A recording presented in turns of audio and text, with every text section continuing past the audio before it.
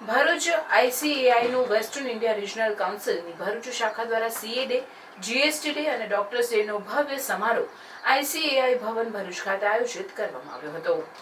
આ કાર્યક્રમમાં મુખ્ય અતિથિ તરીકે આશિષ વ્યાસ સીજીએસટી આસિસ્ટન્ટ કમિશનર તથા માન્ય અતિથિ તરીકે શ્રી પ્રકાશ મહેતા પ્રિન્સિપાલ એમિટી હાઈસ્કૂલ ઉપસ્થિત રહ્યા.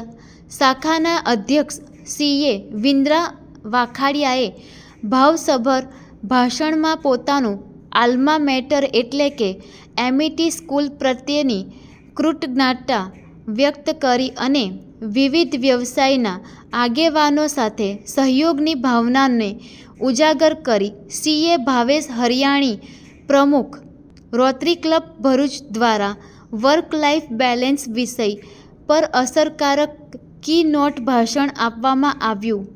આઈએમએની પ્રમુખ ડૉક્ટર પ્રગતિ બારોટની ખાસ હાજરીએ ડૉક્ટર્સ ડેના સન્માનને વધુ ઊંડાણ આપ્યું. આ કાર્યક્રમનો સમાપન વૃક્ષારોપણ કાર્યક્રમ અને રેડ ક્રોસ બ્લડ બેંક સાથે બ્લડ ડોનેશન કેમ્પ સાથે કરવામાં આવ્યો, જે આઈસીએઆઈના ઉત્તમતા સાથે સામાજિક જવાબદારીના સંકલ્પને ઉજાગર કરે છે.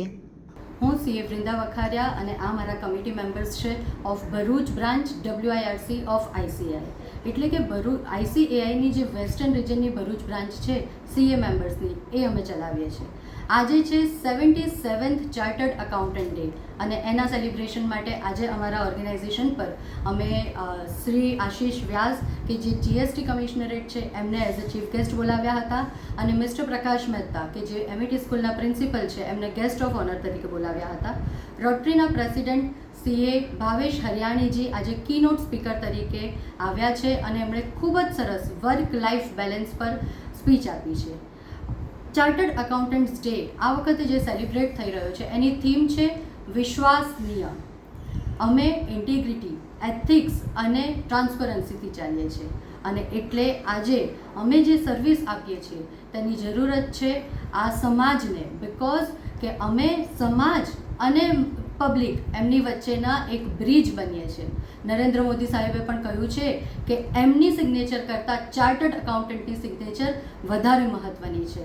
આ સાથે હું વિરમું છું. નમસ્કાર.